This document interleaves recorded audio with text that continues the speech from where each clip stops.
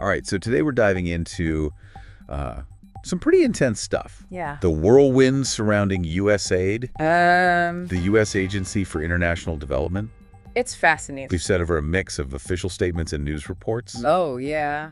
and even some firsthand accounts from federal employees. Wow. A real blend. It's these human stories Yeah. that often get lost in the bigger picture. Exactly. And our mission is to cut through all this noise and try to figure out what's the real story. Right. With USAID, Okay. why should you be paying attention? And what does all of this mean for America's place in the world? Yeah, it's not just about budgets and politics. It's Wow. about the impact on people's lives. Exactly. So let's start with the basics. Yeah. USAID is this massive independent agency Right. handling billions in U.S. foreign aid. You can think of it as the arm of the U.S. government that works to fight poverty, respond to disasters, and Yeah. promote American interests abroad. Created in 1961 by President Kennedy. Initially to counter Soviet influence during the Cold War, Okay. but its role has evolved significantly since then, Right. taking on new challenges like global health pandemics and climate change. And now under the current administration, we're seeing a Right. dramatic shift in USAID's direction. A freeze on foreign assistance, Yeah. calls to dismantle the agency entirely. Wow. A major departure from previous administrations. And it's happening so fast. Yeah. Almost overnight. And that speed is what's causing so much uncertainty and concern both within USAID Yeah. and among those who rely on its programs around the world. So who are the key players in this situation? We've got President Trump leading the charge, Right. accusing USAID of waste and fraud. He's pointed to certain programs as examples of what he sees as misplaced priorities, Okay. like a DEI program in Serbia, Oh, wow. a transgender comic book in Peru, and funding for gender-affirming healthcare in Guatemala. Critics of USAID often use these types of programs to argue that the agency is overstepping its mandate, Okay. promoting a specific social agenda, instead of focusing on core needs like poverty and hunger. Yeah. And then supporters, on the other hand, argue that these programs are all part of a holistic approach Right. to development, Exactly. addressing underlying social and cultural factors that contribute to poverty. Yeah. Then there's Secretary Marco Rubio, appointed as acting administrator. So his role is to oversee a review of USAID's activities, Okay. potentially leading to a reorganization. Some see his appointment as a move towards greater control by the State Department, aligning USAID more closely with U.S. foreign policy objectives. It raises questions about USAID's independence Right. and whether its humanitarian mission will be overshadowed by political considerations. And we can't forget Elon Musk, Oh, yeah. the billionaire CEO of SpaceX and Tesla, Right. who has publicly supported shutting down USAID. His involvement has sparked accusations of conflicts of interest, particularly since USAID was investigating his Starlink satellite program in Ukraine. A lot of people are wondering if his stance is driven by personal or business interests. It highlights how powerful individuals can influence policy decisions even in areas where they have potential conflicts. So we have a president pushing for a shutdown, Right. a new administrator reviewing the agency, and a tech mogul adding fuel to the fire. It's a recipe for uncertainty and upheaval. Absolutely. We're hearing reports of USAID staff being told to stay out of their Washington headquarters. Thousands of employees have been laid off, Right. and programs worldwide have been abruptly shut down. Including some HIV/AIDS initiatives that have been credited with saving millions of lives. The abrupt nature of these shutdowns is causing chaos on the ground. Yeah. Imagine working on a project for years, seeing real progress, Right. only to have it suddenly pulled out from under you. Got to be devastating for the people who depend on these programs. Yeah. And the dedicated individuals who work for USAID, especially those stationed overseas, facing such an uncertain future. Their stories really highlight the human cost of these policy decisions. Yeah. It's easy to get lost in the political debates, but ultimately, real people are being impacted. This situation has ignited a firestorm of debate. Democrats are fiercely opposed to dismantling USAID, arguing that it's not only harmful to people around the world, but also damaging to America's reputation. They're concerned that shutting down USAID would allow rivals like China to fill the void, Right. expanding their influence on the global stage. They also point to the fact that USAID's budget is less than 1% of overall U.S. spending, Right. arguing that the savings from eliminating it would be negligible. Republicans, however, defend the move as necessary to cut waste and refocus American resources. They frame it as part of an America First agenda, prioritizing domestic issues over foreign aid. Which brings us to a crucial question. Okay. What exactly does America First mean in this context? It's a complex idea with different interpretations, but generally it reflects a focus on prioritizing American interests and reducing involvement in international affairs. Some argue that it's a necessary correction to decades of overspending and interventionism. While others see it as a retreat from global leadership, potentially leaving a vacuum for other powers to fill. And that brings us to the heart of the matter. Okay. If USAID disappears, who steps in? What happens to the people who rely on its programs? Those are the questions we're going to explore Right. as we continue this deep dive. This is just the beginning, and we've already uncovered a lot. But before we get into the impact on individuals and the potential global consequences, let's take a closer look at USAID's track record. It's important to understand the agency's history, both its successes and its failures, to fully grasp the implications of its potential demise. We'll do that in the next part. Sounds good. Okay, so we've talked about the political storm brewing around USAID, but let's kind of shift gears a little and talk about the agency's actual work. Before we get into the potential consequences of the shutdown, I think it's crucial to understand what USAID has actually accomplished over the decades. Because it's not all about transgender comic books in Peru. Right.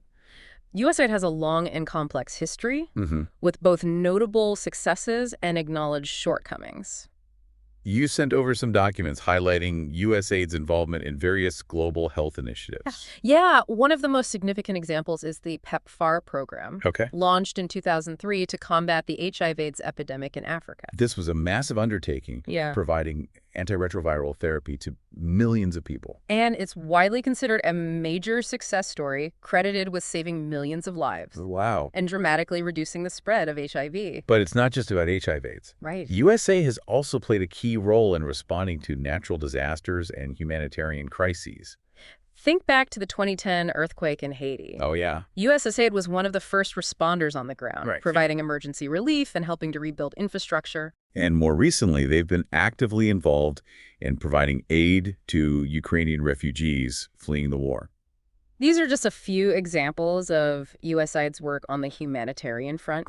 They've also been involved in long-term development projects aimed at reducing poverty, promoting education, and strengthening democratic institutions. But of course, no organization is perfect. Right. USAID has faced its share of criticism over the years. Some argue that the agency has been too focused on top-down approaches, imposing Western solutions on developing countries without fully understanding local contexts. There have also been accusations of mismanagement and lack of accountability. Yeah, which is something that President Trump has seized upon. Now with the agency in limbo, there's a lot of uncertainty about what will happen to these ongoing programs. The sudden shutdown has created a ripple effect across the globe.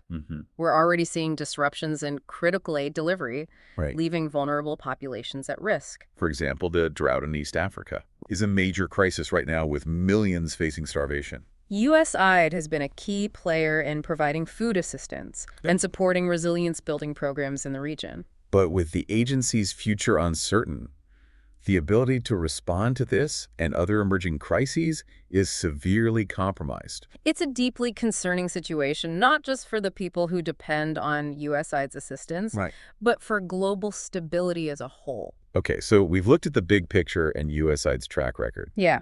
But let's bring this back to you, the listener. Okay. Why should someone who doesn't work in foreign aid care about any of this? Because this situation raises fundamental questions about American values and our role in the world. Some might say charity begins at home. Right. We should focus on our own problems before trying to fix everyone else's. That's a valid perspective, but it overlooks the interconnectedness of global issues. Yeah, what happens in one part of the world inevitably affects us all, whether it's through trade migration or the spread of disease. Take the Ebola outbreak, for example. It originated in West Africa, but quickly became a global concern requiring a coordinated international response. If we ignore these problems, they don't just disappear. Right. They often fester and grow, potentially coming back to bite us later. Besides the practical implications, there's also a moral dimension to consider. Yeah. Do we have a responsibility to help those less fortunate, regardless of where they live? It's a question of ethics and compassion. Right. And it's at the heart of the debate about foreign aid. The dismantling of USAID also has implications for America's standing in the world. Many argue that it signals a retreat from global leadership, potentially ceding ground to rivals like China. China has been strategically expanding its influence through development projects and investments, offering an alternative model to USAID. And some countries may find this model appealing, even if it comes with strings attached. It's a complex geopolitical chess game, and the future of USAID is just one piece on the board. Right. But it's a piece that could have significant repercussions. So even if you don't work for USAID or directly benefit from its programs, this situation has the potential to impact your life in very tangible ways. It's about the kind of world we want to live in, the values we uphold, and the role America plays on the global stage. It's about recognizing that we're all interconnected. Yeah. And that our actions have consequences, both for ourselves and for others. The dismantling of USAID isn't just a bureaucratic reshuffling. Right. It's a decision point, a moment where we define what kind of nation we are. We've covered a lot of ground from the history and impact of USAID to the potential consequences of its shutdown. And we've only just begun to scratch the surface. Right. As this story continues to unfold, we'll be keeping a close eye on developments and providing you with the insights you need to navigate this complex landscape. And we want to hear from you. Yeah. What are your thoughts on this situation? What questions do you have? Share your perspectives on social media, engage in discussions with friends and family, and contact your elected officials. So we've explored a lot of the arguments swirling around USAID. We've talked about their successes in tackling HIV/AIDS and responding to global crises. And we've kind of touched on the potential ripple effects if the agency disappears. It's a lot to unpack. It really is. What strikes me is this whole situation is really a microcosm of this much larger debate about America's role in the world. It forces us to ask some pretty tough questions. Oh, for sure. What are our responsibilities to the global community? Right. How do we balance humanitarian aid with national interests? And ultimately, what kind of future do we want to create? It's complex. It is. If USAID does disappear, it'll undoubtedly create this void. Yeah. But maybe that void presents an opportunity to rethink our whole approach. To foreign aid? To foreign aid? What if instead of clinging to these outdated models, we explore new and more effective ways to address global challenges? I think there's a growing movement towards these innovative approaches to development, focusing on partnerships, entrepreneurship, and local ownership. We could leverage technology to deliver aid more efficiently. Right. Empower local communities to kind of take charge of their own development. Exactly. And create sustainable solutions that address those root causes instead of just symptoms. It's about long-term impact. Yeah. Not just a Band-Aid fix. Imagine a world where foreign aid isn't just about handouts. Right. But about investing in human potential. Exactly. What if we focused on building capacity, fostering innovation, and creating that lasting change? I think the dismantling of USAID, as disruptive as it is, could actually be the catalyst for a much-needed transformation. So it's a chance to move beyond the old debates and forge a new path forward. And it's a conversation that we all need to be a part of. Absolutely. You, the listener, have a role to play in shaping this future. Don't be afraid to ask those tough questions. Challenge assumptions and advocate for solutions that align with your values. Stay informed, engage in thoughtful discussions, and make your voice heard. It's important. The future of foreign aid and ultimately the shape of America's role in the world is something we decide together. So as we wrap up this deep dive, we want to leave you with this. The world is changing rapidly, and the old ways of doing things may no longer be sufficient. Right. This is a time for critical thinking, bold ideas, and courageous action. Absolutely. What will your contribution be? Thanks for joining us on this deep dive. Yeah, we hope you found it informative. Keep those brain gears turning. Absolutely. And remember, even seemingly small actions can have a ripple effect across the globe. Until next time.